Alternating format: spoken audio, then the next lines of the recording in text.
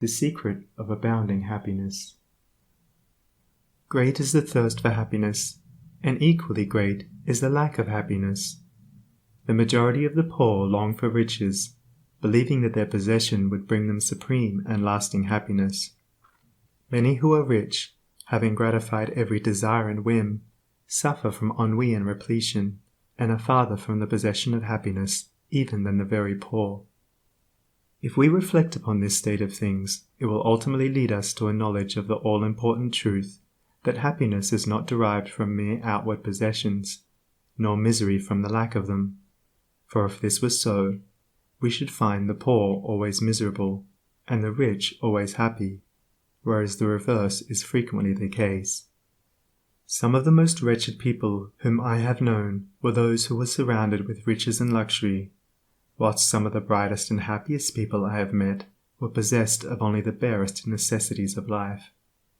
Many men who have accumulated riches have confessed that the selfish gratification which followed the acquisition of riches has robbed life of its sweetness, and that they were never so happy as when they were poor. What, then, is happiness, and how is it to be secured? Is it a figment, a delusion, and is suffering alone perennial? We shall find, after earnest observation and reflection, that all, except those who have entered the way of wisdom, believe that happiness is only to be obtained by the gratification of desire.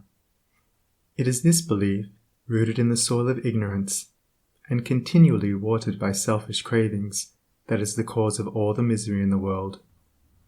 And I do not limit the word desire to the grosser animal cravings.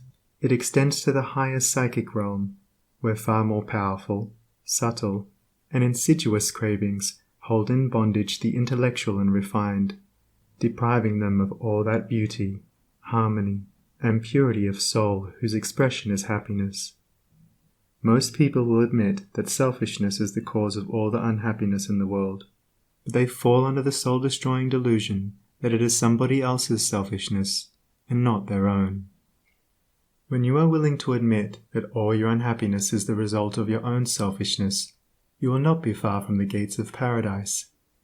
But so long as you are convinced that it is the selfishness of others that is robbing you of joy, so long will you remain a prisoner in your self-created purgatory. Happiness is that inward state of perfect satisfaction which is joy and peace, and from which all desire is eliminated. The satisfaction which results from gratified desire is brief and illusionary, and is always followed by an increased demand for gratification. Desire is as insatiable as the ocean, and clamors louder and louder as its demands are attended to. It claims ever-increasing service from its deluded devotees, until at last they are struck down with physical or mental anguish, and are hurled into the purifying fires of suffering. Desire is the reign of hell, and all torments are centered there. The giving up of desire is the realization of heaven, and all delights await the pilgrim there. I sent my soul through the invisible, some letter of that afterlife to spell, and by my soul returned to me, and whispered, I myself am heaven and hell. Heaven and hell are inward states. Sink into self and all its gratifications, and you sink into hell. Rise above self into that state of consciousness which is the utter denial and forgetfulness of self, and you enter heaven. Self is blind, without judgment, not possessed of true knowledge, and always leads to suffering. Correct perception, unbiased judgment, and true knowledge belong only to the divine state, and only in so far as you realize this divine consciousness can you know what real happiness is. So long as you persist in selfishly seeking for your own personal happiness, so long will happiness elude you, and you will be sowing the seeds of wretchedness. Insofar as you succeed in losing yourself in the service of others, in that measure will happiness come to you, and you will reap a harvest of bliss. It is in loving, not in being loved, the heart is blessed. It is in giving, not in seeking gifts, we find our quest. Whatever be thy longing or thy need, that do thou give, so shall thy soul be fed, and thou indeed shalt truly live. Cling to self, and you cling to sorrow. Relinquish self, and you enter into peace. To seek selfishly is not only to lose happiness, but even that which we believe to be the source of happiness. See how the glutton is continually looking about for a new delicacy wherewith to stimulate his deadened appetite, and how bloated, burdened, and diseased scarcely any food at last is eaten with pleasure. Whereas he who has mastered his appetite, and not only does not seek, but never thinks of gustatory pleasure, finds delight in the most frugal meal. The angel form of happiness, which men, looking through the eyes of self, imagine they see in gratified desire, when clasped is always found to be the skeleton of misery. Truly, he that seeketh his life shall lose it, and he that loseth his life shall find it. Abiding happiness will come to you when, ceasing to selfishly cling, you are willing to give up. When you are willing to lose, unreservedly, that impermanent thing which is so dear to you, and which, whether you cling to it or not, will one day be snatched from you, then you will find that that which seemed to you like a painful loss turns out to be a supreme gain. To give up in order to gain, than this there is no greater delusion, nor no more prolific source of misery. But to be willing to yield up and to suffer loss, this is indeed the way of life. How is it possible to find real happiness by centering ourselves in those things which, by their very nature, must pass away? Abiding in real happiness can only be found by centering ourselves in that which is permanent. Rise, therefore, above the clinging to and craving for impermanent things, and you will then enter into a consciousness of the eternal, and as, rising above self, and by growing more and more into the spirit of purity, self-sacrifice, and universal love, you become centered in that consciousness, you will realize that happiness which has no reaction, and which can never be taken from you. The heart that has reached utter self-forgetfulness in its love for others has not only become possessed of the highest happiness, but has entered into immortality, for it has realized the divine. Look back upon your life, and you will find that the moments of supremest happiness were those in which you uttered some word, or performed some act, of compassion or self-denying love.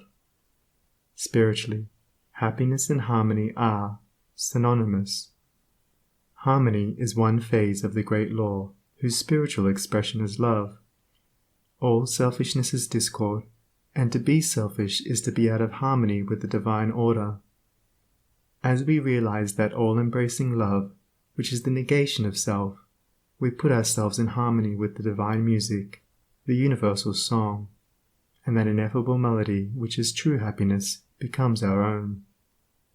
Men and women are rushing hither and thither in the blind search for happiness, and cannot find it, nor ever will until they recognize that happiness is already within them and round about them, filling the universe, and that they, in their selfish searching, are shutting themselves out from it. I followed happiness to make her mine, past towering oak and swinging ivy vine. She fled, I chased, o'er slanting hill and dale, o'er fields and meadows in the purpling vale. Pursuing rapidly o'er dashing stream, I scaled the dizzy cliffs where eagles scream. I traversed swiftly every land and em, but always happiness eluded me. Exhausted, fainting, I pursued no more, but sank to rest upon a barren shore. One came and asked for food, and one for alms. I placed the bread and gold in bony palms.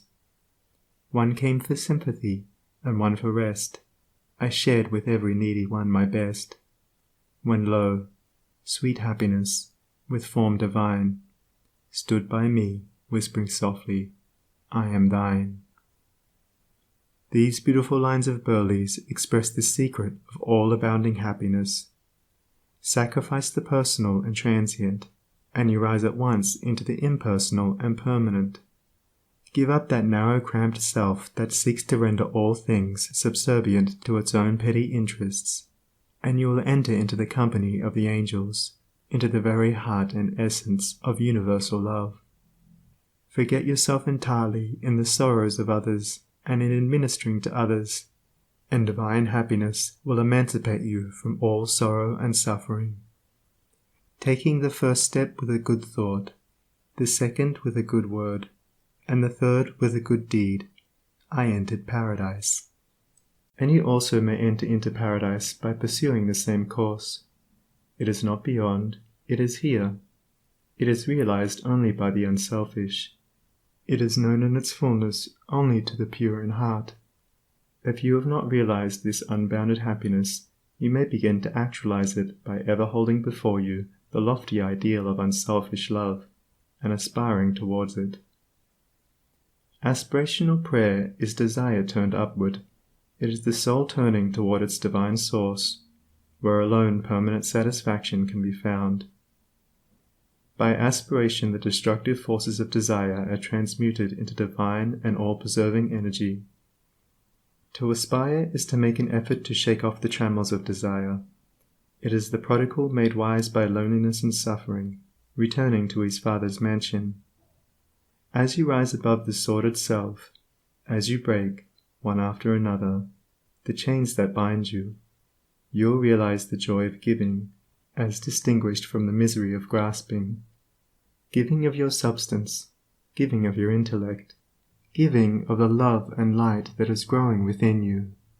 You will then understand that it is indeed more blessed to give than to receive, but the giving must be of the heart without any taint of self, without desire for reward. The gift of pure love is always attended with bliss. If, after you have given, you are wounded because you are not thanked or flattered, or your name put in the paper, know then that your gift was prompted by vanity and not by love, and you were merely giving in order to get, were not really giving, but grasping. Lose yourself in the welfare of others. Forget yourself in all that you do. This is the secret of abounding happiness. Ever be on the watch to guard against selfishness, and learn faithfully the divine lessons of inward sacrifice. So shall you climb the highest heights of happiness, and shall remain in the never-clouded sunshine of eternal joy, clothed in the shining garment of immortality. Are you searching for the happiness that does not fade away? Are you looking for the joy that lives and leaves no grievous day? Are you panting for the waterbrooks of love and life and peace? Then let all dark desires depart and selfish seeking cease. Are you lingering in the paths of pain, grief-haunted, stricken sore? Are you wandering in the ways that wound your weary feet the more? Are you sighing for the resting place where tears and sorrows cease? Then sacrifice your selfish heart, and find the heart of peace.